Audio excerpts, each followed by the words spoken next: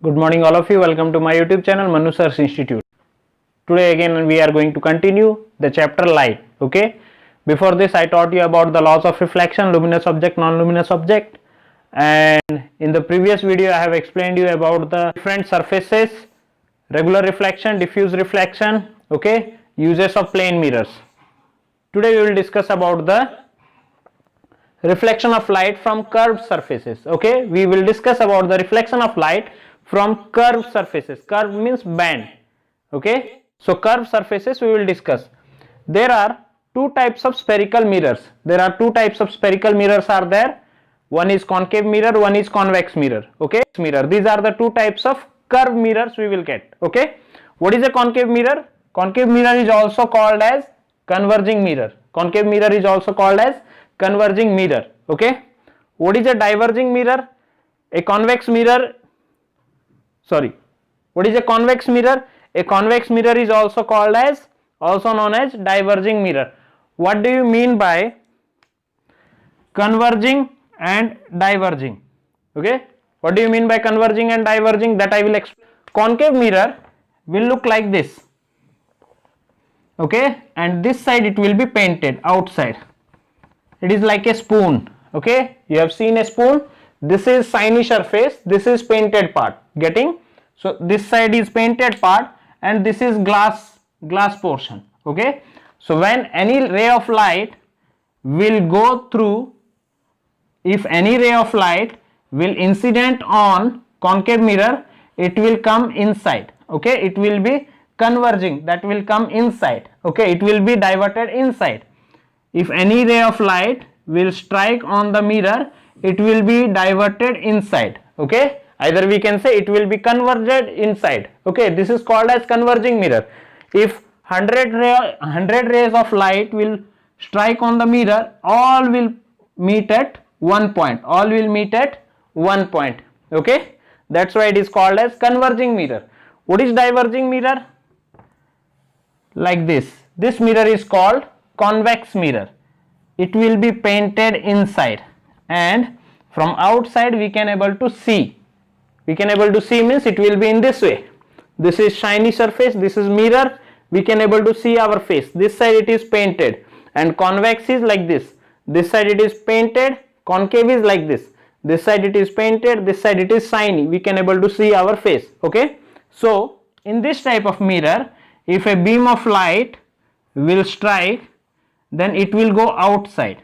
Okay, it will go outside, outward, it will be diverted. So this is called as diverging of the mirror. This is called as converging mirror. Converging means all the ray of light will meet at one point, that is converging. All the lights are meeting at one point, that is converging. This is diverging. When all the ray of light will strike on the mirror, it will be diverted. Diverted means it will go away. Okay, in this way we can able to understand this, that this is concave mirror, this is convex mirror. Okay, next is few things we have to discuss, which we will get in the concave mirror and convex mirror. These are the terms which you have to remember, which we are getting from the spherical mirror. The first one is center of curvature. Okay, its symbol is C, capital C. We can say C is center of curvature. What is center of curvature? Center of curvature of a spherical mirror is the center of the hollow sphere. Hollow sphere means there is a sphere which is hollow inside, there is nothing inside, only the layer, outer layer is there. That hollow sphere's center is center of curvature. Like suppose I will take a ball, the center of the ball or center of the circle is center of curvature, you can say. Okay, center of a circle is the center of the curvature. Where we are pointing O in mathematics, here we will point out C. Okay, here we will represent C as center of curvature. Next, radius of curvature. Radius of curvature is capital R.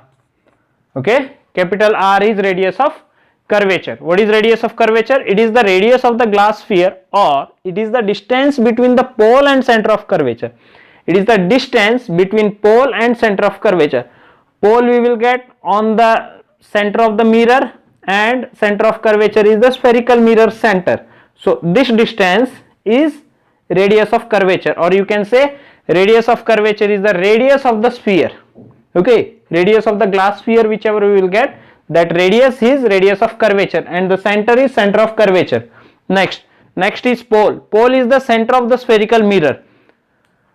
When spherical mirror I will get, suppose this is a spherical mirror, concave mirror, the center of the spherical mirror, suppose this is the center, this is called as pole. Okay, and if this much bigger sphere I will get, this is called as center of curvature. Center of the mirror is pole. Next is principal axis. What is principal axis? Principal axis is a straight line.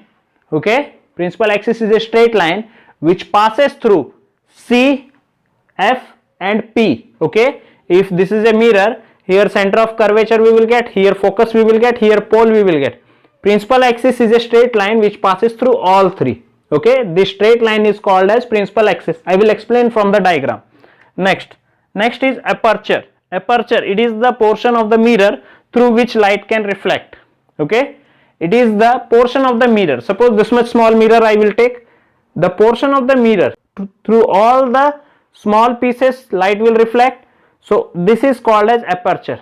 If this much bigger mirror I will take, from here to here will called as the aperture. If this much bigger mirror I will take, then from this portion to this portion will be called as the aperture. Okay, aperture means nothing, it is the size of the mirror through which light can reflect.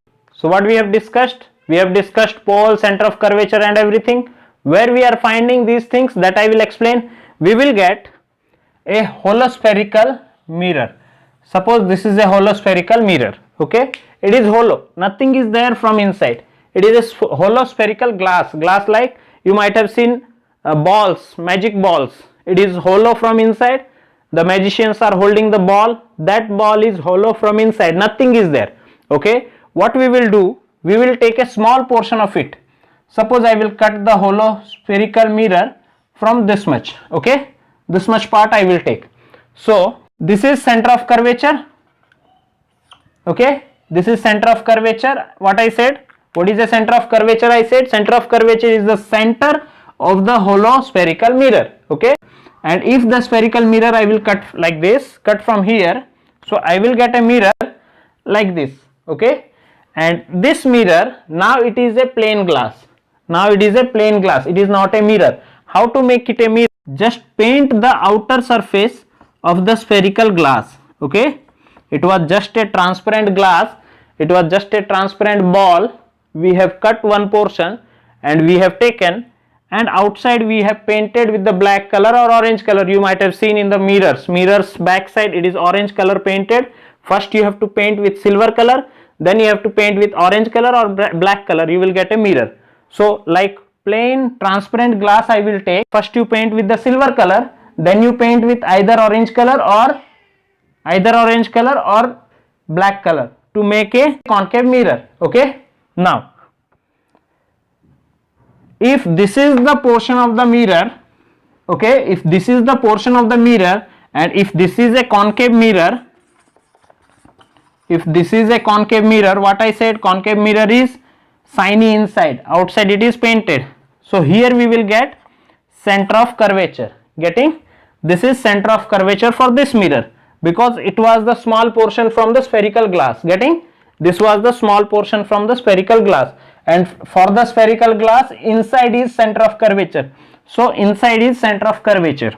Okay, next is pole. Pole is the center of the mirror. Pole is the center of the mirror. This mirror is this much portion mirror we have, so this is called as pole, the center of the mirror. Okay, and there is a straight line which passes through C and P. There is a straight line which passes through C and P. This is called as principal axis. This is called as principal axis. Okay, this is called as principal axis. This is called as center of curvature. Center of curvature. Okay, and this is called as pole. This point is called as pole. Okay, this is the pole of the concave mirror. This distance is called as radius of curvature. The distance between P and C I said. Okay, the distance between P and C is radius of curvature because this is radius. Look at here. If I will draw a line here, this is P, then this is radius of curvature, the radius of the sphere or spherical glass. So this much length is the radius of curvature. Getting? Now what is f? F, the definition of focus I have not given, I will give. What is f? F is the focus. Okay, f is the center point between P and C. Write down what is focus.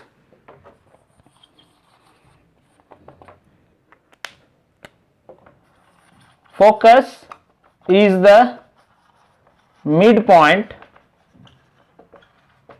or center of pole and center of curvature. Okay, F is focus. Focus is the center or midpoint of pole and center of curvature. Getting? So this is called as focus. This is called as focal length. The distance between F and P. Okay, what is focal length? You write. Focal length is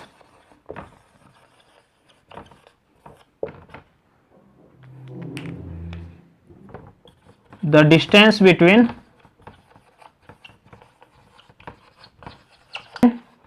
F and P is called as focal length. Okay, this is called as focal length. Once again, the center of the spherical glass is center of curvature. The center of the pole is, the center of the mirror is called pole. The line which passes through C, F and P is called principal axis. This midpoint of the P and C is called focus. This length between C and P is radius of curvature R, and this length between F and P is called as focal length F. Okay, so this is all about concave mirror. How we will get convex mirror? Okay, from the same glass, if I will cut this portion, okay, so I will get a mirror like this. I will get a mirror like this, where inside I will paint. Inside portion I will be painting. Okay, first we will paint it with, it is a transparent glass, transparent hollow glass, small portion. First we will paint it with the silver color, then we will paint it either with the orange color, either with the black color. For this mirror, which one is the center of curvature? Outside we will get or inside we will get? You can see here, for this mirror, inside is the center of curvature. So here we will get center of curvature inside the mirror. Getting? Inside the convex mirror we will get center of curvature. Where will be pole? This will be pole. Okay, where we will get focus? Focus also inside, because this line comes inside of the mirror. Okay, this is pole, this is C, this is F. Getting? For concave mirror, everything is outside the mirror, in front of the mirror.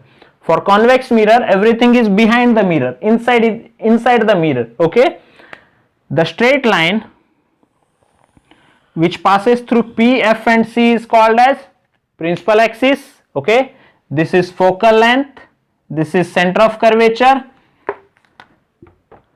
this is radius of curvature, this is focal length.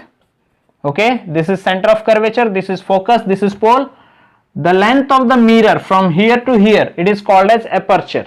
Okay, the size of the mirror is called as aperture. The size of this mirror is called as aperture. Okay. One important point you have to note down. For concave mirror,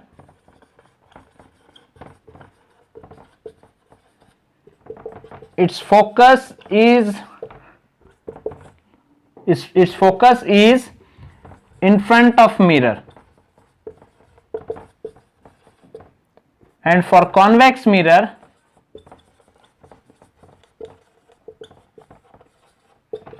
its focus is behind the mirror. Getting? For concave mirror, its focus is in front of mirror. In front of mirror means we can able to see our face, so everything will be in front.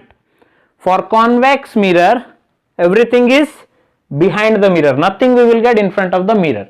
Okay, so this is all about concave mirror and convex mirror. How we are getting concave and convex mirror? If we will take a hollow spherical glass and we will cut its portion, we will paint outside, then we will get concave mirror. If we will paint inside, okay, then we will get convex mirror. Getting? So from a hollow spherical glass means round glass, hollow, nothing will be there inside, it is totally empty inside. Okay, that glass if we will cut into two portions, one is concave mirror, one is convex mirror. Okay, these two are concave and convex mirror. If you will paint properly, getting?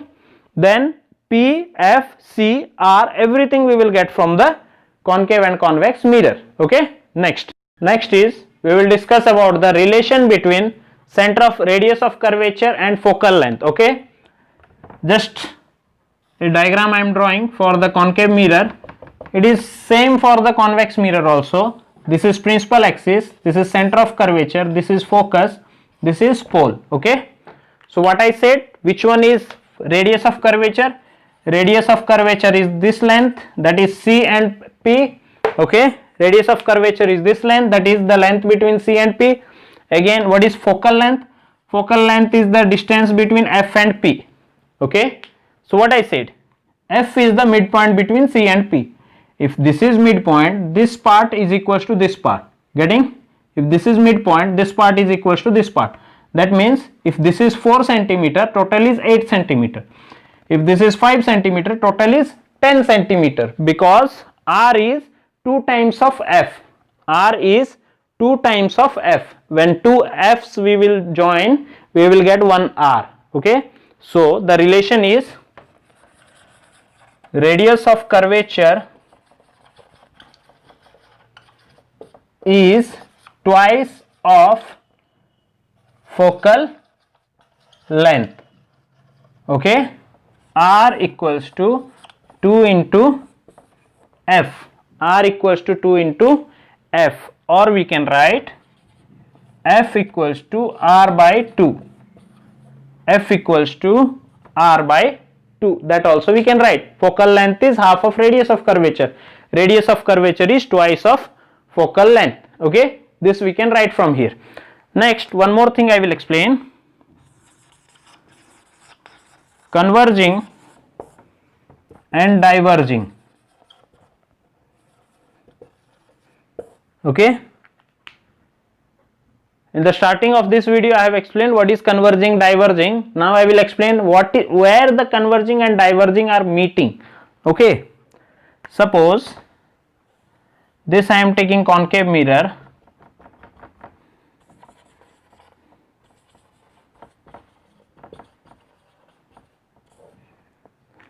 This I have taken concave mirror. This is called as principal axis. It is pole F and C. Okay, this is pole F and C. If a light ray incidents on concave mirror, it will definitely pass through focus. Remember, it will not go through any other points. It will always pass through focus. One more light ray is incidenting on concave mirror, it will pass through focus. Okay, if the light ray is incident on concave mirror, it will pass through focus. That means all the light ray will meet at focus. 100 of light rays, if it is striking to the mirror, it will always meet at focus. It won't go towards C or any other point. It will always go through focus. This is called as converging. Converging means all the light ray are meeting at one point. This is one example I will explain. Suppose a torch light we will take. Is it a torch light? Yes. Suppose a torch light I will take. The bulb is always situated at the focus. Remember, in a torch light, the bulb is always situated in the focus. And this, all the portions are silver color. Is it? When the light will glow, it will strike to the wall of the silver paint and all the light ray will go parallel. Okay, all the light ray will go parallel. Remember, this is one of the example of converging mirror. Getting? When the torch light will be on, all the light ray will go towards one direction, parallel beam of light. Okay, a bundle of light will go towards one direction. If I will remove the cover, of the torch light, then just small dim light it will glow. Just small a bulb will be glowing. There is no silver color because to converge the light. Getting? If we will remove if we will remove the holder of the torch light, then nothing, it will be just small a dim light. But if we will put this cover, then we will switch on, all the bundle of light ray will go in one direction. This is because of the converging of the light. This light ray strikes to the wall of the torch light and all are going in the parallel direction. Getting? This is one of the example of converging of light ray. Okay. Next is from the convex mirror. This is a convex mirror.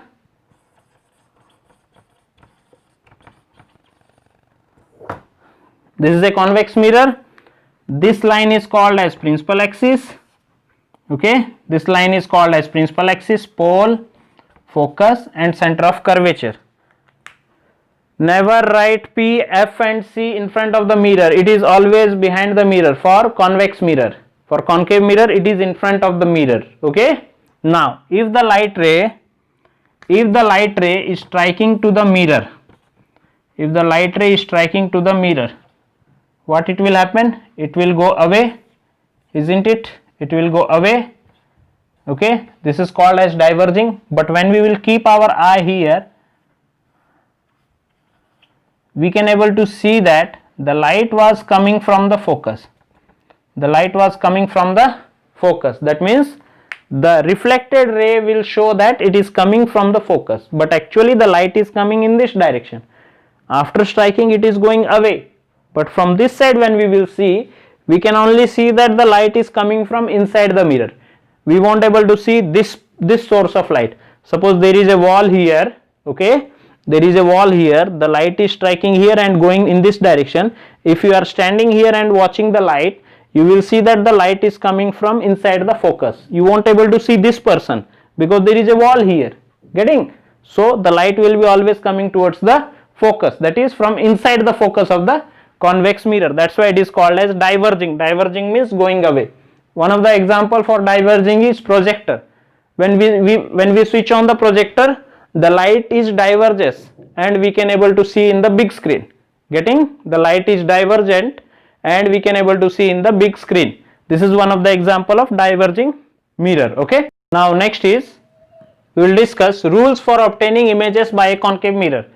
We will get different types of images when we will use concave mirror, and we will keep the object little bit far away and we will move the objects little bit smaller distances.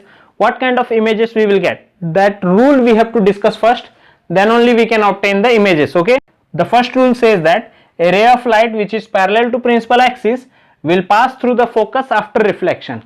This is the first rule. It says that if this is a concave mirror, okay, and this is the principal axis, so the first rule says that if a ray of light is parallel to principal axis, is it parallel to principal axis? After reflection, it will always pass through focus. This is the first rule. Any light ray, if it is parallel to principal axis, it will definitely pass through focus after reflection. This is first rule. Second rule says that a ray of light passing through C means center of curvature, is reflected back along the same direction. Okay. Second rule is, if this is the mirror, okay, and this is the principal axis, this is P, F and C. If a ray of light goes towards C, okay, if a ray of light goes towards C to the mirror, it will be reflected back in the same direction. It will not go here and there. It will always reflect in the same direction. It will not diverge or converge here and there. If it is going through C, it will come back towards the C. Okay, this is second rule. Third rule says that a ray of light passing through focus becomes parallel to the principal axis after reflection. It is the reverse of first rule. Okay, if this is a concave mirror, these rules are only for concave mirror. Remember, P, F and C.